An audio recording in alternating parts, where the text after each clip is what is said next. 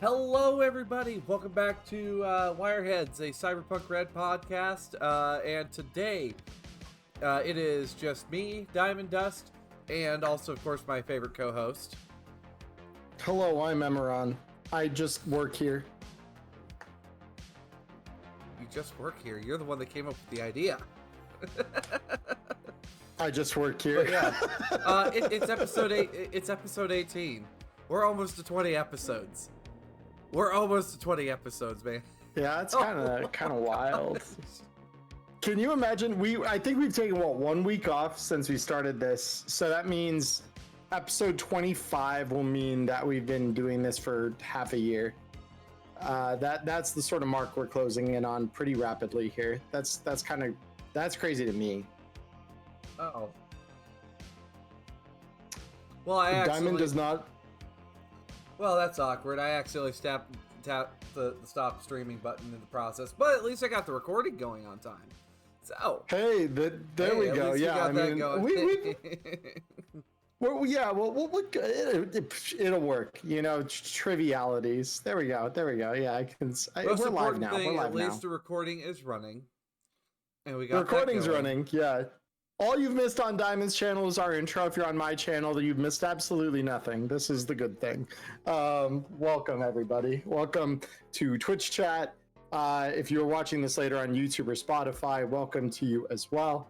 Spotify added something new, actually, that I want to mention here, just so it's on both our recordings. What we got? They added a comments feature. So now, if you're watching the whole thing over on Spotify, you should be able to leave comments. It doesn't require the old QA method anymore. If you did leave a QA, thankfully, I had saved those, so they didn't get wiped from existence, because it appears that whatever update they did, it kind of knocked all that stuff out of their system, but that's okay. That's why we take screenshots on my phone, so I can reference them again later.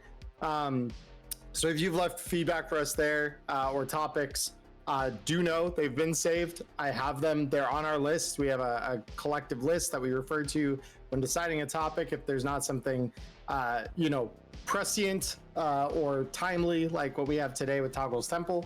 But yeah, if you, in the future, those of you over on Spotify would like to, leave a topic or ask questions, there should be a comments feature now that is enabled on our podcast. So feel free to please leave any questions or topics you would like to hear us discuss, or questions that you want us to answer in those comments. We'd love to respond to those.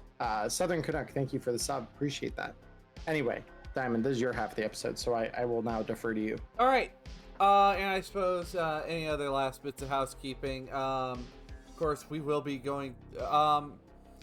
Do you need next Wednesday off to do prep for Gen Con, or are we still good to go on for next week? Theoretically, next week I should still be good. Yeah. There shouldn't be a massive issue with that.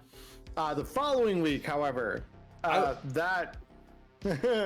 What? I'll just be on the road for 12 hours. I can still podcast.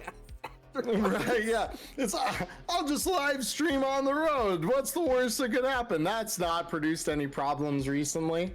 Wait, and I will be. Huh? Did I miss something? Oh, there have been a couple of live streamers in recent months that have, they've done some really stupid shit live streaming while driving. But that's not the focus of our podcast, so I won't go into it too deep. But yeah, but I'll be on a plane for the back half of that day. Like when we'd normally be streaming, actually, about an hour after we land is when we'd normally start this podcast. That said, I will probably be wiped from a day of travel and getting where we're going, and so the odds are probable that we will not have a podcast on the 31st, because we will have just arrived in Indianapolis. So there will be, however, I believe there's plans to do a live podcast sometime that weekend while we are in Indianapolis at the convention. It'll probably be from our hotel room, not the floor itself, just because it's going to be much easier to get hooked up there. And make sure that we can control for things like sound. But yeah, we will have something for you that week. It just won't be on Wednesday, probably. All right. So, of course, today we get to talk about one of my new, I wouldn't say new favorite characters, but if I had to put them somewhere on my top 20s, Toggle is up there on my top 20. Today we are talking about Toggle, or as much as Toggle is willing to allowed to be mentioned about him. So to explain Toggle, Toggle is a bit of a conspiracy theorist. Well, probably, but also one hell of a gun nut. And you know, he has this place known as the Temple. It's an underground armory, gun range, and also create a weapons-based obstacle course for you to go out and try out weapons of your liking. However, you can't just simply go to Toggles. You gotta know someone. Or you gotta have a really good streetwise check, which honestly, Emmerron, I do feel like for I like that, having these secret places that you gotta be in the know to be able to go to these places. What are your thoughts on it? It kind of makes sense considering we have things like midnight markets already. Midnight markets are kind of that, but for the really high end. This just feels like kind of the low end street version of a midnight market to a certain extent, where but I think that places like this have kind of always existed, both in the real world, in Night City. This is just, I feel like, one of our first real tastes of it outside of the context of something more formal, like a night market. So yeah, I love it. I think that it adds a neat element. Like we always say with things like the DLC here, anytime you get a new kind of concept presented, whether that's a tech upgrade, a gun, what have you, it's food for thought and imagination fuel. It's beautiful. I've got absolutely nothing bad to say about it. And of course, there are three types of folks that are not allowed to come in here. They are part of Toggle's 3 C's. Those are cops, corpse, and cetaceans. Cetaceans? Cetaceans? Cetaceans? Not sure how to pronounce it. First time I've seen the word. I believe cetaceans, but yeah. Yes, dolphins, orcas, whales, all of them. All them fucking sea mammals. Apparently, according to Toggle, supposedly they bioengineered them. That they bioengineered dolphins and whales and orcas to become weapons of the Fourth Corporate War. Now, we all know that big news says that that's not real. It's not a thing. It's fine. Don't worry about it. They're not real. They will not kill you. We also know that the news lies. What? No, the news never lies. What are you talking about?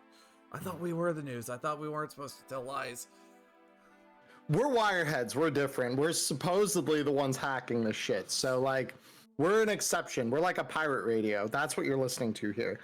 Does this ban extend to people with dolphin heads? Very likely. You come in there looking like that, Toggle will probably kill you. So you might be wondering, how did little street scum like Toggle get a hold of so many weapons? Well, apparently his mama, his mama was an avid collector of firearms. And apparently she became a little she jumped on the cyber psycho wagon, and she went out the way that she enjoyed shooting. The whole interview is, you can find it for free over on R. Talsorian Games' website, by the way. Yes. This is, And, I will yeah. also mention up front here that this DLC is 25 pages. Oh, yeah. It's so good. It is very, I think it's the longest article we've gotten. Free article that we've gotten. Or no, it is the longest in general. I think it's just the longest in general. It even beats out by page count the FBC's article at the end of Interface Volume 3. So like, this is big. Like, this is really big. I also just realized that I am not playing music on my end, and for that, I will ask you all on my stream to forgive me. My lack of musical... Nyla. Toggle, can I eat the gun? Nyla, if you can eat firearms, I have serious questions about your digestive system. I know there's that guy that ate the plane, but like, oh.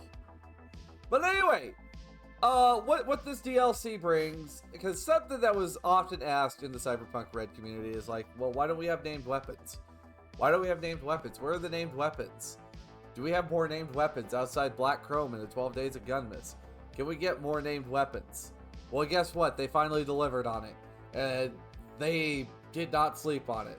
And we got great brands, quality brands, such as that of Dai Lung and Gunmart, and, you know, the more common meh kind of brands like Militech or Nova or Nova. Diamond, you're overlooking the most critical brand in weapons manufacturing that hasn't been mentioned. Which one? Segatari. Right, yes, yep. Segatari is a weapons manufacturer to a degree, and they also create agents. They do. They made the first agent, actually. So, medium pistols.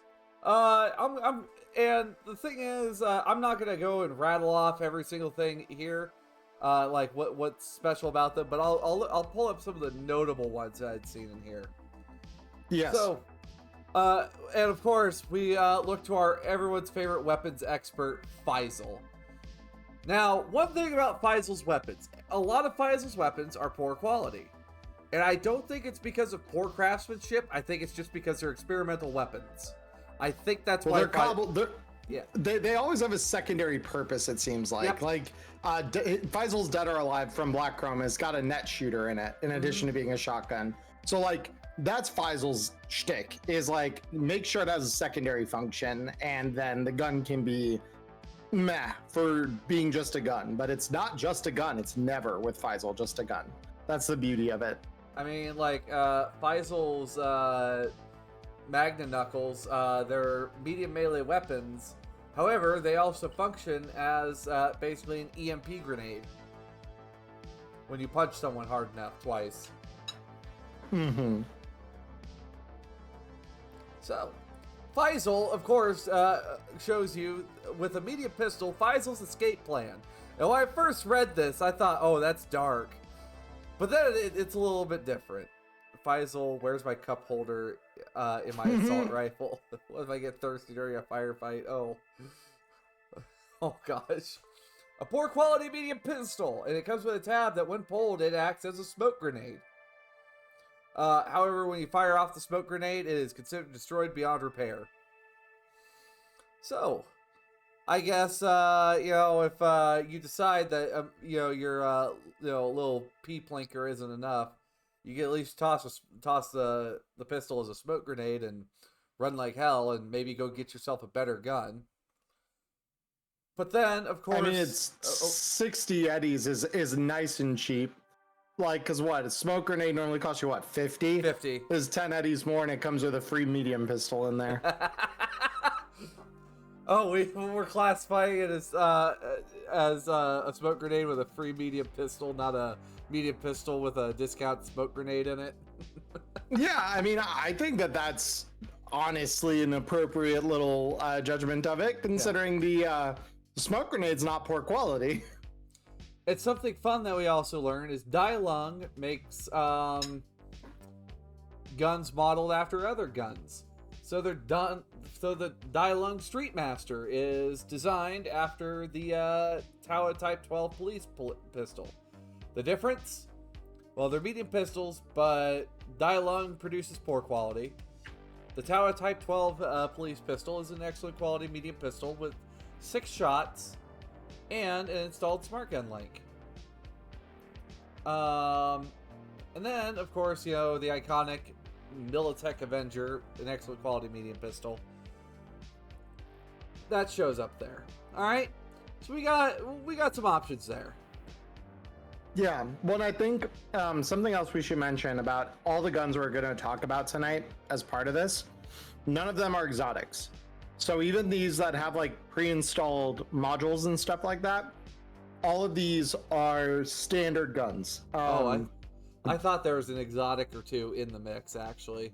No, all of them are standard guns. They say it right up front that all the weapons in Toggle's Temple are non-exotic, which is why all of them have a slots category.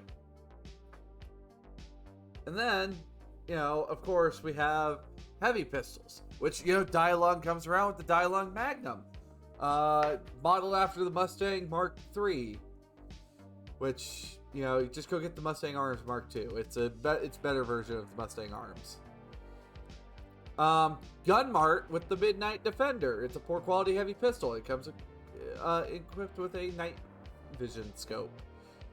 I guess if you want a pistol with a night vision scope, I guess you can get that for $550 for a heavy pistol.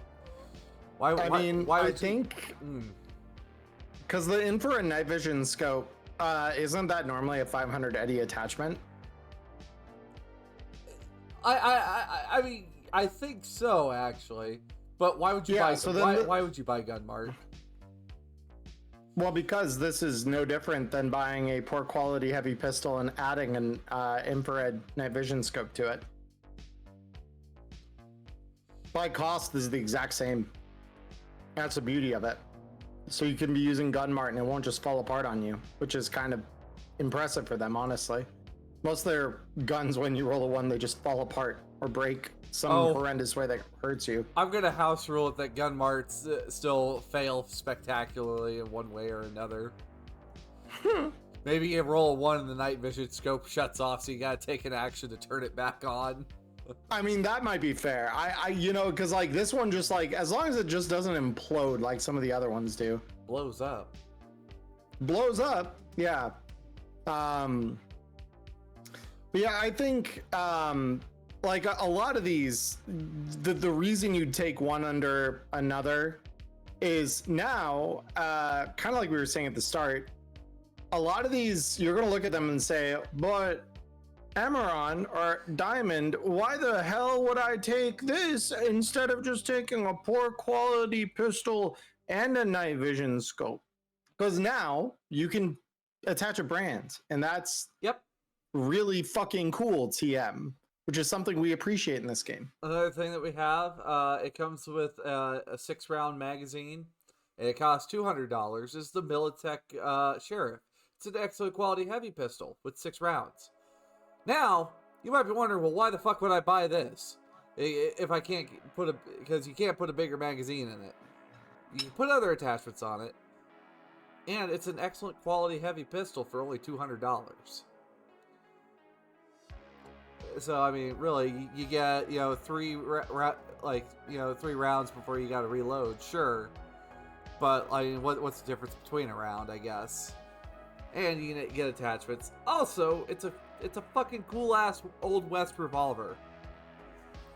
So, and part of this is also GMs using your soft skills. Maybe, you have a nomad showing up with a Militech Sheriff. This cowboy means business. Perhaps you have someone that is carrying an Arasaka weapon. You might be asking, where the fuck did you find that thing? But also at the same time, step aside, they're packing something pretty hot. And of course, Nova, a beloved group, produced the Nova City Hunter X, which is the 757's semi-automatic cousin. Uses a magazine instead of the cylinder. It's just an excellent quality heavy pistol. But you get all these cool brands showing up.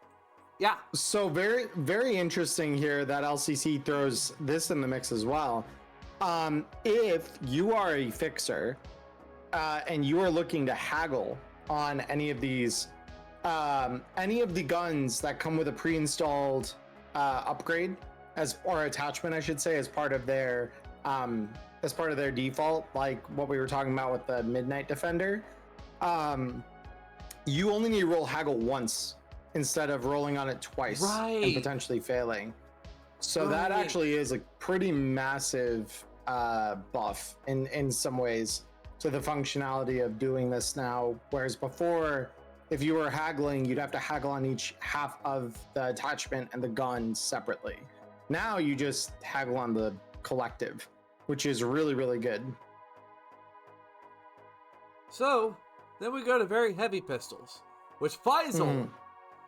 So for everybody who's played 2077, you probably pulled a slot-o-matic out of a vending machine at least once, right? Right? You had to at least use it once. So, Faisal's Convenience. It's a standard quality, very heavy pistol. So it's not poor quality, it's standard quality. And it's found in vendors across Night City. And to prevent accidents while it's storage, you gotta, remove a pull tab to allow the, to be able to fire the gun. And, well, they come in different flavors. For $20, you can get one loaded with rubber basic ammo. And for $50, you can get one with armor-piercing, expansive, or incendiary ammo. So, that's just a cheap way to get a gun with a certain type of ammo you want. Sure, you gotta dump the gun afterwards, but, I mean, $50 for a very heavy pistol with armor-piercing ammo in it? Like... It's not bad. That's really good. Especially if you're gonna need to dump the gun after. Well, and the best part here is the fact that it is a standard quality gun for like half the price of your standard gun, and it comes preloaded with the ammo of your choosing, which is normally another 100 eddies or so on top of it. That is insanely value. Like, that's actually kind of crazy how valuable that is. But unfortunately, you cannot reload the convenience. Whatever. Slot-o-matics are a thing for a reason.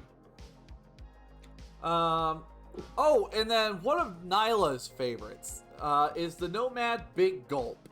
It's double-barreled, and it fits in your truck's cup holder, and it sits low in your holster. What more can you ask for? This is an excellent quality, very heavy pistol with a 2-shot capacity. It can hold 2 different types of ammunition, 1 in each barrel. When firing the Big Gulp, the user chooses which ammunition to use, and it's incompatible with all magazine attachments. So Nyla, we can't get you a cup holder for your gun, but we can get you a gun for your cup holder. And I care to think of this as just like a big fucking Derringer. In that case, probably, or probably better than a Derringer. Nothing against those that like Derringers. I don't understand them. I'll keep going with my 40 slow and wides Smith & Wesson, but all right. Oh, and also we got some terminology. Yes. Oh yes, you and I were thinking the same thing. Yes. Go ahead. So some terminology has come up. It comes from a famous 2020 book, Listen Up You Primitive Screwheads. Emmerron, do you have a little bit of knowledge on that book by chance? Have you had a chance to look I quite like that book. That book is I haven't had a chance to read it yet. Oh, it's so good. So, for those of you who have a particular dislike for power gaming and the people who try to break every rule under the sun in their favor, Listen Up You Primitive Screwheads is the precursor to what we've by and large received in the Red era as the Listen Up articles. But it was written as a book from the developers of the game. So this, these are people like Mike Pondsmith himself, along with several of the other developers of Cyberpunk 2020, for tips on how to defeat power gaming at your table. And this was applied both on the social front of the game and the I'm shooting you with a gun front of the game, which is, it's so fun. The tone of the book is hilarious. B.S. Diamond, tell us this term that has emerged from the annals of history for us. The first term that's come up is porcupine. It's derisive slang. Derisive. Derisive. Yeah. Okay. Slang for someone who loves to be bristling with weapons, sometimes shortened to porky. So, sure, I favor like to have like 1 or 2 pistols. But then, we all have that one member of the party that's got their rifle, that's also got the underbarrel shotgun, and also their grenade launcher, and also their pistol, because you can't but they also have the backup pistol to their pistol. But also, they have, like, other weapons stored somewhere else, like their knife and their machete. And they just have weapons everywhere hanging off of them. Porcupine. That's Porky. Oh, and one of my favorite brands shows up, Sternmeyer. Sternmeyer, it's just they're standard quality, but they're reliable weapons. And then, yep, of course, SMGs. My favorite class of weapons is the SMGs for auto fire. I mean, assault rifles are fine, but I like SMGs. I think one of the best new guns we got in the CMK, to briefly tangent on that, is the Shingen.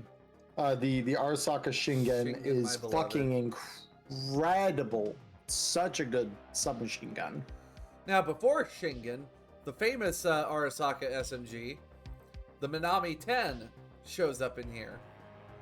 But then we also have the Minami 10 PMS. That doesn't sound nice when I say it out loud. Police, military, and security. So the Minami 10 is just a standard an excellent quality SMG. No fancy bells or whistles about it. But for $100 more, you can get the Minami 10 PMS. And it comes with a silencer on it. And don't worry, we'll talk about the silencer later. That is a new thing for this particular DLC. It is very, very good. I remember the first time I read over that, I was just like, what the fuck? And I was like, oh! Of course. It's really good. We also have Dai Lung trying to mimic the IMI UZ. Uzi.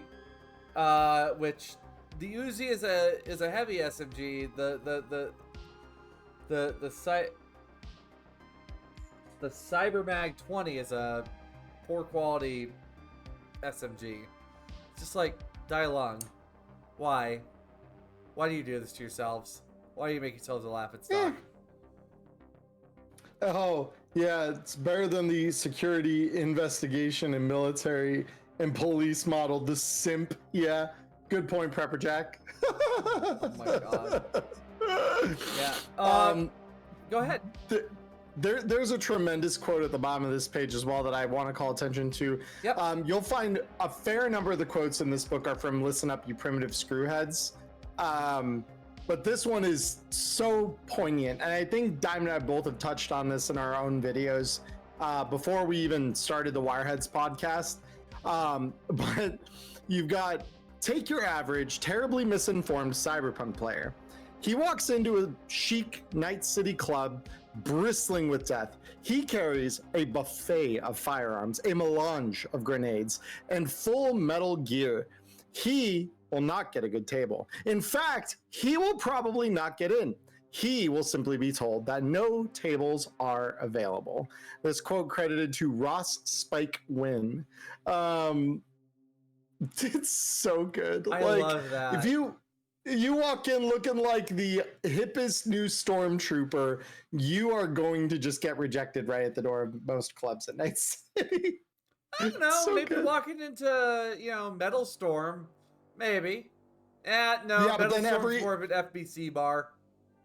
I mean, Metal Storm, bars. I mean, even if you went to, like, fucking Totentons, where like everyone's chromed to the gills and probably has weapons of their own.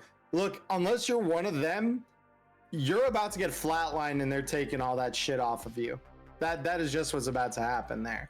So you're either getting rejected from a club because they're not letting you in with that metal gear and your porky assortment of death tools, or you are getting surrounded and rapidly flatlined following that poor choice you made. Unless you're like maybe going to the Slammer to go fight at the Coliseum over there, or maybe you're going Red Line. Red Line's more like MMA fighting. That's true, I guess. But even there, I could imagine there'd be some exception to allow for armed combat in the ring. Probably melee fighting. Oh gosh, did you see like the medieval MMA vids that have been floating around? Yeah. Those are so sick. I fucking love that as an idea. It's like, yes, throw two dudes with full plate metal in a ring and watch them beat the shit out of each other with medieval weaponry. 100% I'm down for that. Give me a turkey leg and some beer and I'm all set. Also, on top of here, we also get other brands as well, like Federated Arms. I didn't see Constitution show up in this DLC, which I was a little bummed by, because they make like my favorite Borg weapon, the Hurricane. Wait, which manufacturer didn't make it in? Constitution Arms. Did they really? Yeah, they didn't make it. And I'm a little bummed by it. Tsunami made it. Militech made it. Rheinmetall didn't. That's unfortunate, Rheinmetall makes very exotic weapons, as in railguns. Right. I mean, I think they're in the gun path, which we'll also talk about later. Because I know we didn't get any official entries from Segatari, but Segatari is also in the gun path. So, however, heavy SMGs, one of my favorite heavy SMGs, or a couple of mine, or one of my favorites that have shown up is, my GM pulled it from Cyberpunk 2020, was Sternmeyer SMG 21. That shows up in here, which of course, Sternmeyer, they're middle of the road, they're standard quality, but at least they're reliable. You can drag them through mud and they'll be fine. We got the Militech Viper, an excellent quality SMG. The Uzi 2045 Pro, it comes with a smart gun link. So you can auto fire and send an angry horde of bees at somebody. Not quite as satisfying as firing the Joie, though. Like seeing the Joie in action was pretty great. The Joie is insane. I fucking love that gun. But then Sanru shows up, and personally, yeah. Their Ultra K8, I have a soft spot for, but Sanru, they just make interesting guns. Like one of them, every time you fire, it sounds like someone's collecting a coin or collecting rings. It's very loud, ding, ding, ding, ding, every time a bullet goes out. Yeah, well, that's the happy dancer, right? That one? Yep.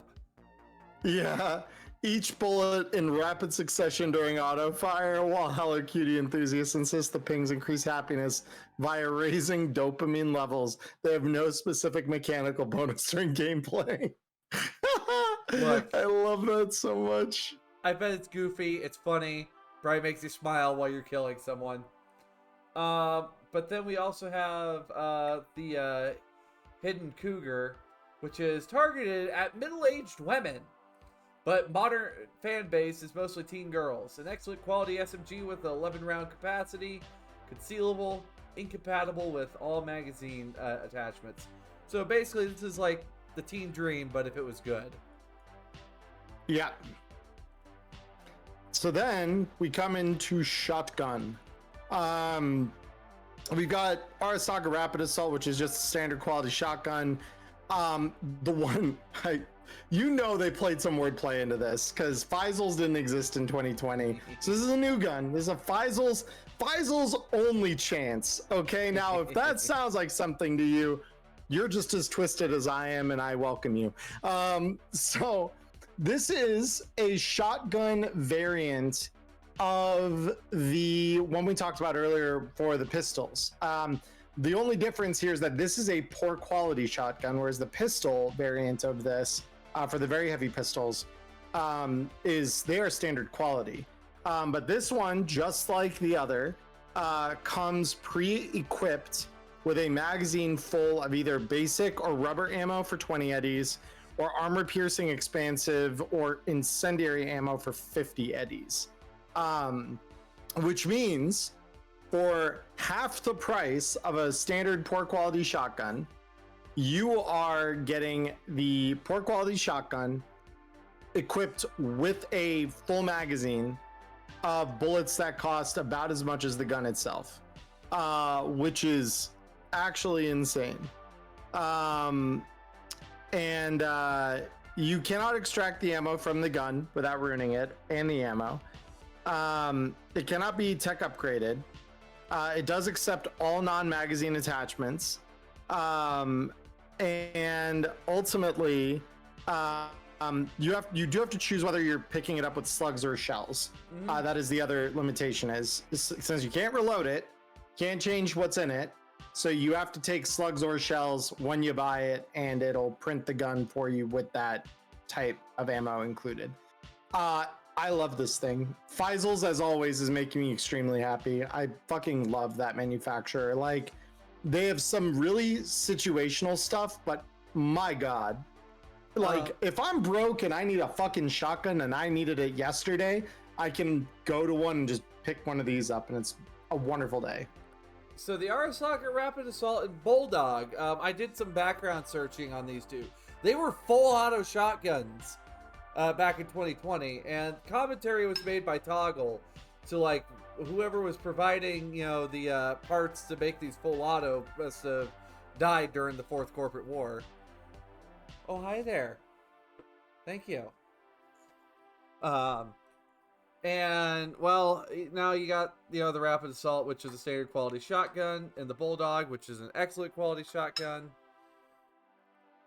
And then, of course, we got, you know, Gunmart's Home Defender. It's a poor quality shotgun.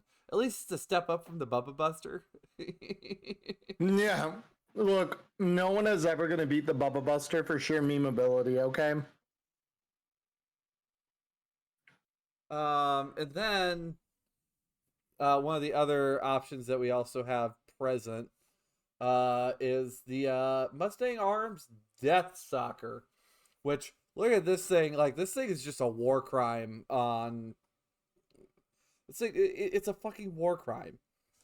Yeah, like, this gun looks at the question, what if we took a gun that was already a war crime and added another war crime onto it as an attachment? It's so good. And this attachment in question is known as the Air Hypo Bayonet. It's basically a better bayonet than the bayonet.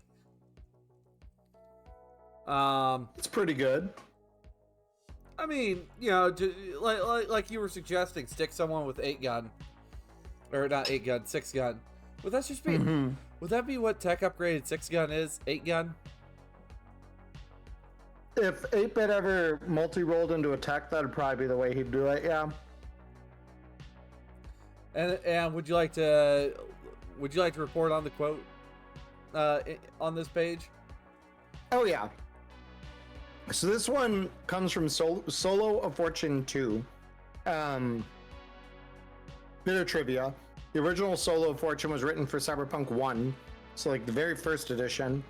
Solo of Fortune 2 was for 2020. I believe it served as kind of a bridge between the two. I think it was compatible with both editions. But the quote is, "So, next time you go into combat, ask yourself, just how good are you without the toys? And if you win, stop and ask yourself again, was it me or the machinery?" So, definitely a good way to look at it. This, not gonna lie, this really sounds like a Morgan Blackhand quote with the meat over metal mindset. Yeah, it wouldn't surprise me. Thank you. So next up, we've got an entry from Slam Dance, which is also, I believe, a newer manufacturer. I do not believe they were around in 2020. They're a time of their own. So So the description on this thing is using magnets to solve an age-old problem. The electromag can compress or draw apart the metal shot inside the loaded ammunition, allowing the user to choose between shells and slugs on the fly. So it is a standard quality shotgun that fires specialty made magnetic incendiary or magnetic basic shotgun shell ammunition.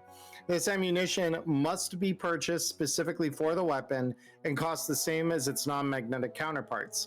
Each time that the user makes an attack check with the electromag, they may choose the ammunition, whether the ammunition acts as a slug or a shell, which is incredible, honestly.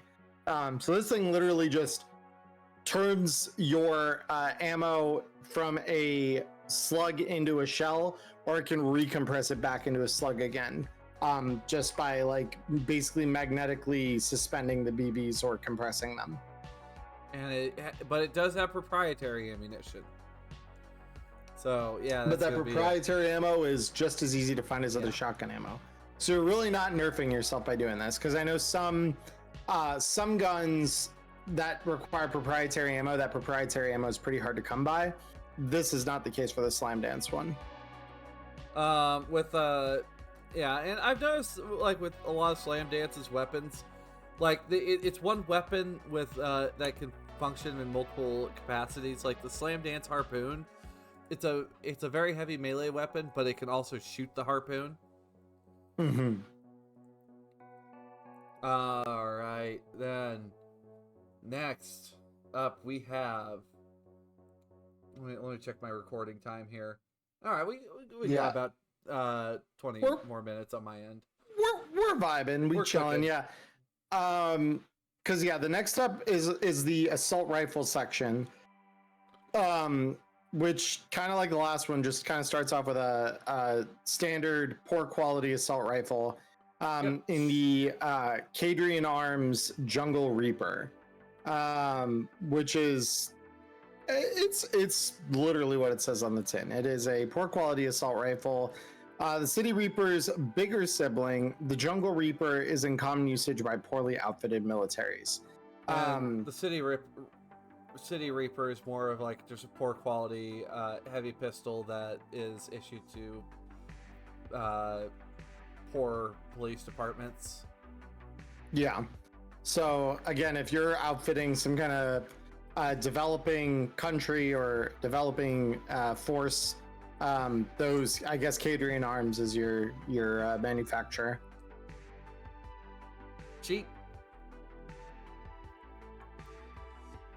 Yep, very, very cheap. Right. Because I was just trying to look through here real quick on the assault rifles and seeing like if any of these were, because all the assault rifles look like mostly they are. Well, no, there's one here that we'll talk about that I think is a little different than the others. So we have the Dara Polytechnic Binary. It's a standard quality assault rifle that comes with a grenade launcher installed on it. So so you can get both the assault rifle and the grenade launcher for $1,000, which, you know, that's standard cost. But of course, like what Jesus has mentioned earlier, you can easily negotiate it down and, you know, get the 10% off without having to haggle twice. Right. The next two are just the Militech Dragon and the Militech Ronin, which are an excellent and standard quality assault rifle, respectively. Again, nothing too fancy here, but Militech has the corner, it looks like, on a lot of these assault rifles. It looks like they're pretty insane. The one I want to talk about in particular here, though, this is quite possibly one of the best guns an auto fire character could have access to, which is the Militech Ronin Hyperlight Assault. This is a excellent quality assault rifle that deals 46 damage when fired in single shot. It comes pre-installed with an extended magazine. This means this has 35 bullets in it out the gate. And this thing does not take penalty to auto fire. And it costs 600 eddies. So instead of needing to spend 1,000 to get an excellent quality assault rifle that acts normally, you can just spend 600 and get what would normally cost you just the standard quality assault rifle plus the attachment for the extended mag. And you can auto fire at a multiplier of ×4. And I'd also like to point out here, you don't have to buy both rifle ammunition and handgun ammunition. You can just get very heavy pistol ammo, and it's done. It's dealt with. It looks like. Because it looks like. Oh, or does it not change what ammo you need? Because it looks like it deals 4d6 damage.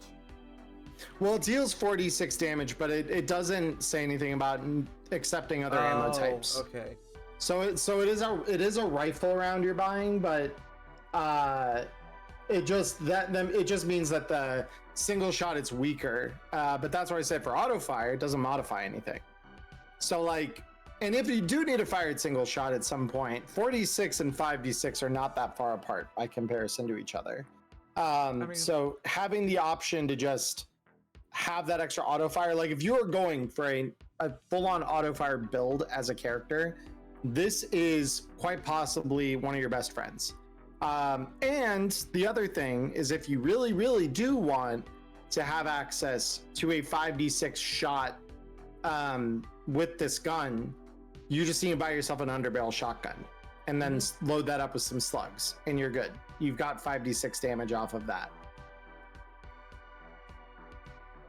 And yeah, I mean, just looking at it all in all, like, it's a step up from an SMG, and as well, because like, you know, single shot, you know, still being 4d6, but still just that extended mag out the gate, like, oh. Well, it's not so much Beautiful. The extended mag out the gate for me. It's the 600 eddies, and you have an excellent quality rifle out the gate. Like, that is insane. That is 400 eddies less than a standard excellent quality rifle costs, like, just in general. And you're getting an attachment at a discount with that excellent quality rifle. And the only downside is 1d6 less damage. I'm like, I will take that rifle any day of the week. It makes hitting anything far, far easier. And if we're looking at it compared to even like an excellent quality, very heavy pistol, this costs the same as an excellent quality, very heavy pistol, and it's got way, way more capacity in it than that pistol does. So like, that is kind of insane. All things considered, that is an insanely good gun. And then mentioned in here from Corporate Report 2020 on Militech. Militech sells more pistols, rifles, and submachine guns than any other single manufacturer in the world. Bulk shipments are bought by national and corporate armies, police departments, militias, security groups, and so on. Yeah. So, I mean, Militech's, you know, I don't think Militech has a single poor quality weapon in their arsenal. Yeah, I don't think I've seen a single one yet that comes off poor quality. I don't think so. Oh, goodness. And then also the Sternmeyer 95 A4 assault weapon. It's an excellent quality assault rifle. And it comes equipped with a drum magazine and a sniping scope. Which, again, the price you're paying for this 1,600 eddies, it's the same cost as buying all those things individually, I believe. Yeah, in total, yeah. And it has one slot. It's a pretty good platform if you just want to have like the full, you know, like package right out the gate if you got the money for it. So yeah, and very, very expensive isn't terribly hard for a fixer to source at like rank 7.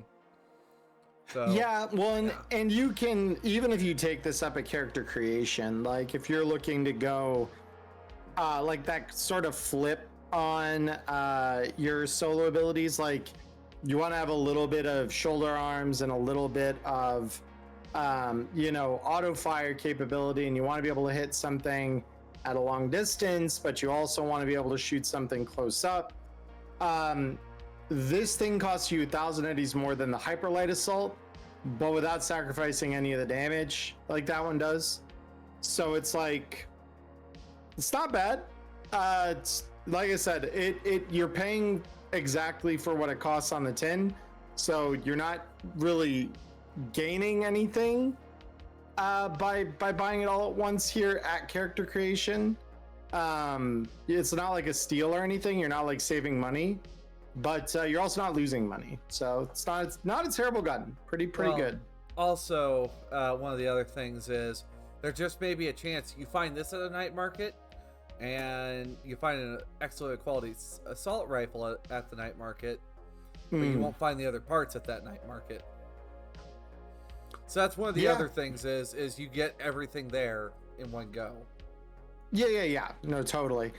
It is good. Like, there's any of these that are complete packages to themselves. They are good. They just have, again, there's some things in this DLC, like the Hyperlight Assault, that are like straight up, this is probably one of the best decisions you can make for a particular type of character. And others here are very much like, yeah, this is what you could do before, and now we have a brand name to associate with it. And maybe there's just a certain brand you want to rep, like there's a certain kind of attitude you want to have. So that's kind of part of how I see this DLC. Yeah, because like what you've read over the Sternmeyer weapons, what is like your first thought when you see someone carrying like Sternmeyer? I mean, probably reliable. I mean, Sternmeyers very, very rarely have anything to hold them back. But it's very like middle of the road. It's you got something that's reliable. It's gonna do what it says on the tin, but it's not gonna pack a ton of extra surprises. That's kind of the way I look at it. Whereas where you might see some gonk walking down the street with their Dialung Street Master out, you can definitely tell they're trying to, they are poor. Yeah, they're a poser punk at that point who couldn't afford the nicer thing that Dialung ripped off. A nice Tala 12, like, Right. Like, yeah, Tala is kind of all over the place, though. They do have some poor quality weapons, but they have some boons to it, though. Yeah. But of course, we go to sniper rifles, which Arasaka and Militech both have offerings here. Arasaka has the WSS sniper system, which it's an excellent quality sniper rifle. Costs $1,000. It's, if you just want that brand, that's there. Whereas Militech has a standard quality sniper rifle with a silencer installed. Yep. Again, both of these are pretty much their base prices. There's one here that there are two here that I really like, but one's more of a meme. The other one's actually like genuinely a really good gun.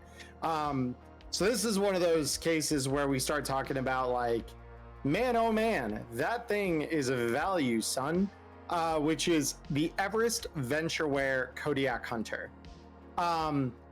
This gun is not perfect, but it's 100 eddies, which normally would net you a poor quality sniper rifle. Gun mark. Like this is an excellent quality sniper rifle for 100 eddies. And you're gonna ask, but Emmerron, surely there's a trade-off. There is, but I would argue that if you're a marksman, you're not gonna fucking care about these, okay? So the first is that it's only a 3-round capacity instead of a 4-round, so you're losing a bullet, whatever. The second is that you need to work the bolts on this thing as an action after every shot. So that means it takes you twice as long to line up that next shot. But it's an excellent quality sniper rifle, which already are a very niche weapon with a very niche use case, that you can buy for 100 eddies. like the only restriction on this thing, by the way, is that you cannot attach bigger mags to it. That is literally its only restriction. So you, in theory, could smart link this. You could smart link this, get an extra +1, and you can add a sniper scope onto it because that'll give you another +1 to your headshots. So you're +3 against your -8 now already, before we have talked about anything else you could be doing as a sniper to boost those things further, like being a solo and having, you know, your precision attack. You can literally knock out half the negatives before you even start touching your luck by buying this thing and getting a smart link to go with it, along with the sniper scope. And I think if you do all of that at character creation, you're still only at, like, what is that, 700 eddies for an excellent quality sniper rifle. Like, that's insane for a +2 sniper rifle that has an extra +1 to aim shots at 51 or greater meters. That's insane. That's so good. Like, what the hell is that? To me, like this is coming from Everest Ventureware, so, you know, this to me really screams like, you know, the Springfield Armory rifle. Yeah. You know, you got, or, you know, some of your classic hunting rifles out there as well, where, yes, you know, I personally, you know, I don't mind, you know, having to work the bolt. Like, if it means that, yes, I may not get to shoot every round, oh well, but probably while you're working the bolt, you're probably packing up and moving elsewhere in the process. You're not gonna sit in the same place twice, are you? Unless you got real good real estate. But then, of course, also for 100 eds, you can get the Gunmart Snipe Star. No professional sniper would touch this nasty thing. That's literally its description, chat. It's insane. How would you homebrew what would happen on a 1? What would you do if you rolled a 1 with the Gunmart Snipe Star? See, this the real punishment here is I don't need to do anything special on a 1 for this thing, because it's literally listed right underneath the thing you get instead of it. It's already done itself its own injustice in the book by being listed directly next to a better gun for the same fucking price. It's already embarrassed itself. I'm like, I'll leave that where it is. Like, yeah, the gun's gonna jam or something, the slide's gonna lock back and you're gonna be like, fuck, and you have to work it out. But you know what you didn't have to do? If you just spent 100 eddies on the other one, forget all the other attachments I talked about, right? Forget the smart link, forget the sniping scope, just take a 100 eddy gun, right? And let's assume, right, that we're gonna roll a 1 on this thing, right? But we're solo, and we've got our, our fumble recovery set up. Yeah, okay, cool. Am I shooting from a distance where a 15, right? Plus any other applicable bonuses on the gun, like the fact that it's excellent quality. If I roll a 1 with fumble recovery, I'm hitting anything that is DV15 or less with that gun. And sure, I still need to work the bolt, but I was already gonna have to do something if that was the Snipe Star, and I would have missed.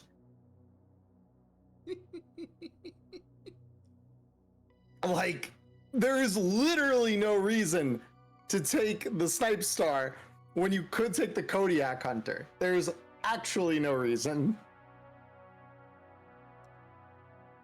And then we also have the Nomad Long Rifle. It's a standard quality sniper rifle, but each rifle is unique. So that's one thing with the Nomad weapons. No two Nomad weapons are going to look alike. So you could have, you could be like, well, you could, build your own Nomad weapons, and they're going to look different from the next person's Nomad weapons, from the next person's Nomad weapons. Yeah. So, in a sense, you could have that soft skill of, having your, own personal style touched into it as a tech upgrade for a few $100.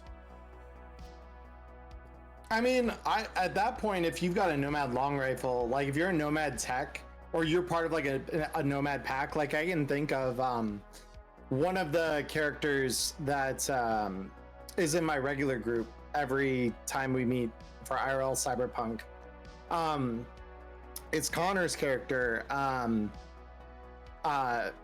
Helios. He is a air nomad with a sniper rifle, and he just links into his gyrocopter to fly it.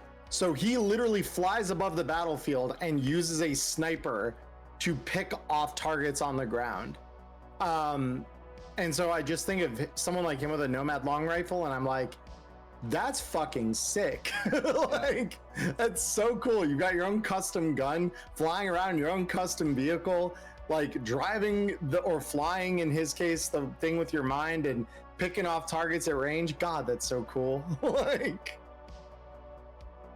And then we go on to bows, which Arasaka has a very interesting entry. I guess Gunmart as well. But Arasaka has a very interesting entry. The Arasaka Origami.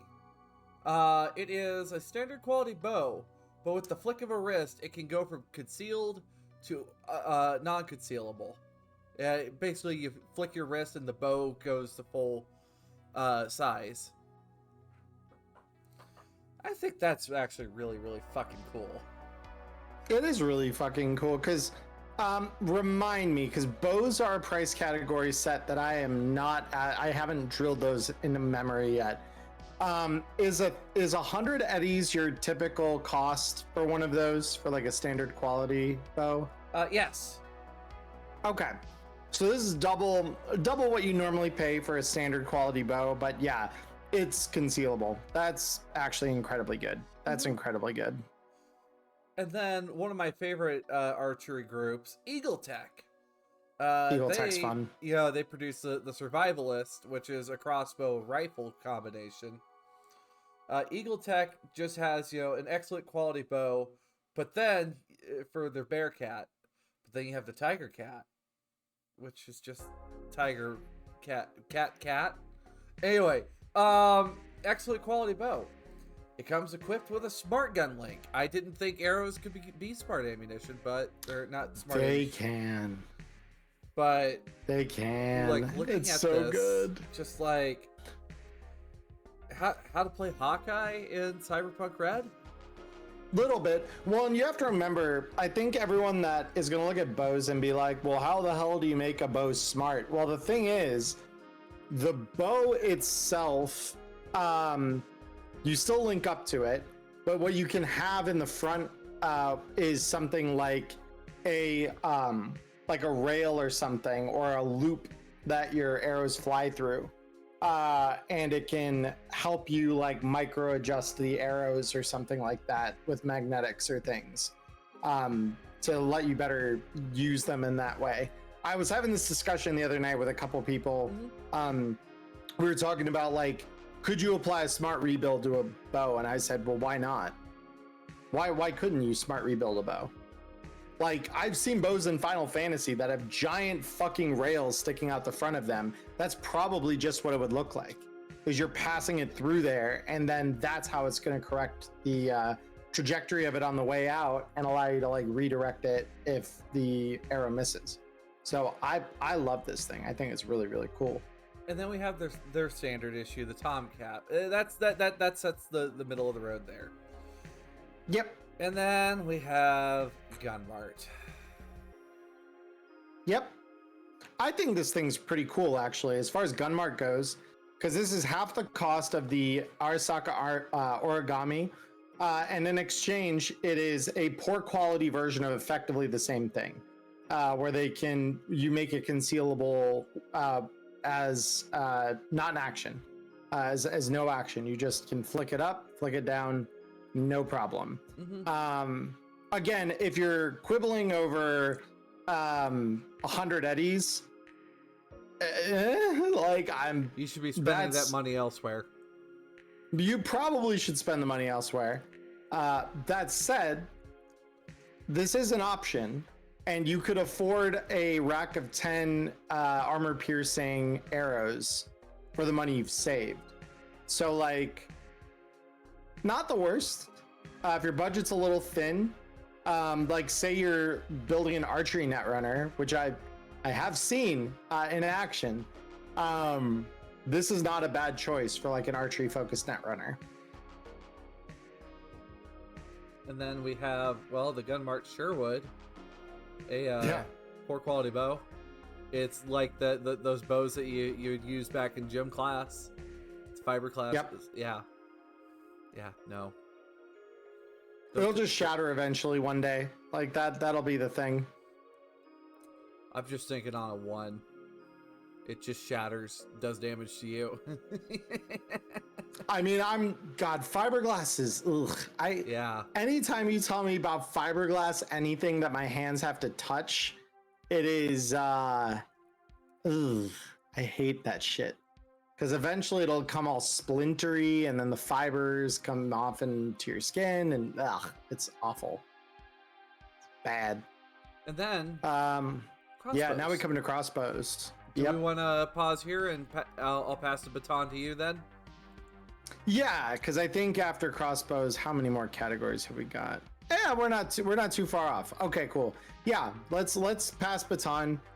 So I will take over crossbows over on my channel. All right, folks. Thanks for tuning in on my channel. Link below will take you to part 2 of Toggle's Temple, where we will be over on Emmerron's channel talking about crossbows, grenade launchers, rocket launchers, new mods, and creating your own guns via the gun path. Beautiful. Yep. So, until then, I'll see you there. Bye-bye now. See you on my channel, chat. Goodbye.